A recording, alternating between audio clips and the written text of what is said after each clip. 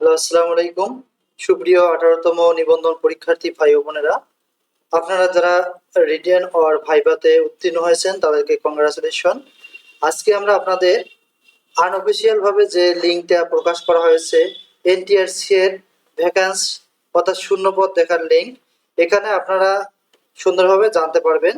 বিশেষ করে যারা ভাইভা পাস করেছেন তাদের এটি খুবই গুরুত্বপূর্ণ। তো আমরা মাঝতে যে একটা লিঙ্ক প্রকাশ করেছিল এনটিআরসি, সেই লিঙ্কে যে স্কুল কলেজগুলোর দেখেছিলাম এখানে ঠিক তাই দেখাচ্ছে। তার মানে অবশ্যই এটি শূন্য পদের জন্য একটা কার্যকরী সাইট, এবং আমি মনে করি যে এটি সম্পূর্ণ সত্য। তাই আপনারা নির্দ্বিধায় আপনাদের সাবজেক্টগুলো এখানে সিলেক্ট করে দেখতে পারেন যে আপনার জেলা, উপজেলা এবং বিভাগে কোন পদে কতগুলো শূন্য পদ রয়েছে। সেগুলো দেখার জন্য লিঙ্কটি আমরা কমেন্ট বক্সে দেব, আপনারা সেখান থেকে প্রবেশ করবেন। এবং কিভাবে প্রবেশ করবেন সেটা আমরা এখন দেখাচ্ছি। মনে করেন আমি একটা লিঙ্কে গেলাম, যে লিঙ্ক থেকে কিভাবে আসলে প্রবেশ করবেন আপনারা ডিরেক্টলি সরাসরি ভাবে সেটি আমি দেখাচ্ছি। তো মনে করেন এটি একটা লিঙ্ক, আপনারা লক্ষ্য রাখবেন একটু। এই লিঙ্কে আমি প্রবেশ করলাম, যে লিঙ্কটি আপনাদের দেব এই লিঙ্কে প্রবেশ করলে আপনারা ঠিক এরকম একটা সাইট পাবেন। এগুলো লেখা থাকবে, এগুলোতে আপনাদের কাজ নেই, আপনাদের কাজ হচ্ছে শুধুমাত্র এই ফিল্টারগুলো পূরণ করা। ডিভিশন প্রথমে আপনারা দেবেন, ডিভিশন মনে করেন আমি দিলাম রংপুর। এরপরে ডিস্ট্রিক্ট দিবেন, ডিস্ট্রিক্ট দিলাম কুড়িগ্রাম। এরপরে উপজেলা যাচ্ছে, উপজেলা আমরা দিলাম রাজারহাট। এরপর বলছে সিলেক্ট পোস্ট, আপনার পোস্টটা কি সেটি আসলে সিলেক্ট করতে হবে।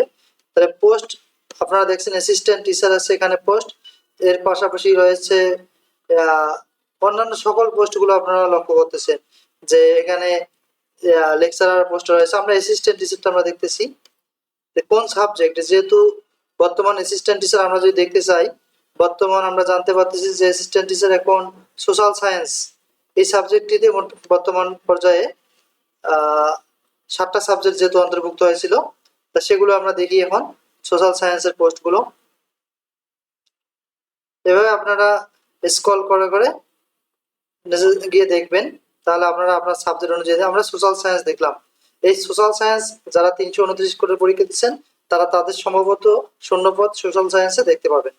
সোশ্যাল সায়েন্স দেওয়ার পর আপনারা কিন্তু এখানে লক্ষ্য করতেছেন নিচের মধ্যে আমি একটু করে দেখাচ্ছি, যেখানে 5 পজিশন, তার মানে 5টা পোস্ট ফাঁকা রয়েছে এই কুড়িগ্রাম জেলার রাজারহাট উপজেলায়।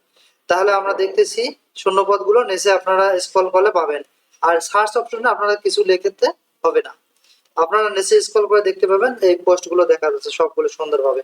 যেমন এই যে সরকার বাড়ি হাই স্কুল, এখানে শূন্যপদ রয়েছে।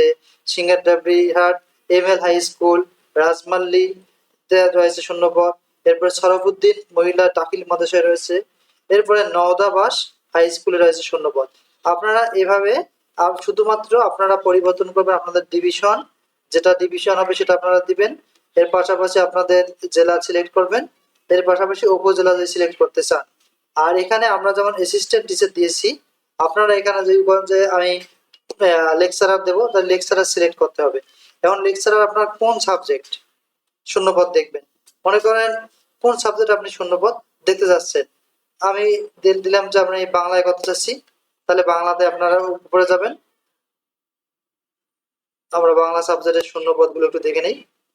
তাহলে এই যে বাংলা সাবজেক্ট পেলাম লেকচারার পদে, এখন শূন্যপদ দেখা যাচ্ছে রাজারহাটে একটা আছে। এবার কিন্তু এই যে আপনারা এখানে দেখতেছেন যে শূন্যপদ রয়েছে একটা।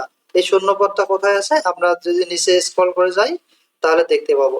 এই যে দেখেন এই ইআইএন নাম্বার দিয়ে আপনারা স্কুল কলেজের তথ্য নিতে পারবেন। এটা হচ্ছে চান্দামারি ফাজিল মাদ্রাসায় একটা লেকচারার পদে বাংলার শূন্যপদ রয়েছে।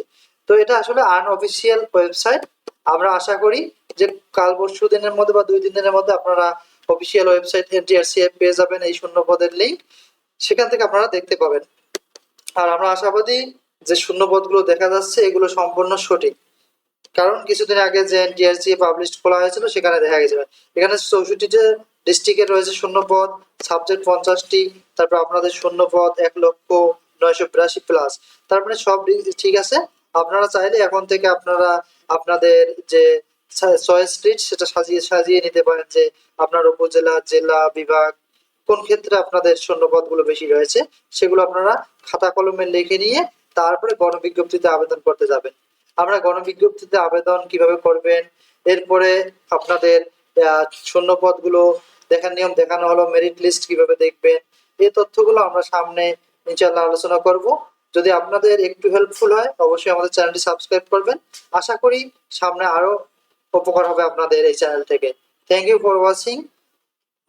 কথা হবে অন্য ভিডিওতে। আসসালামু আলাইকুম।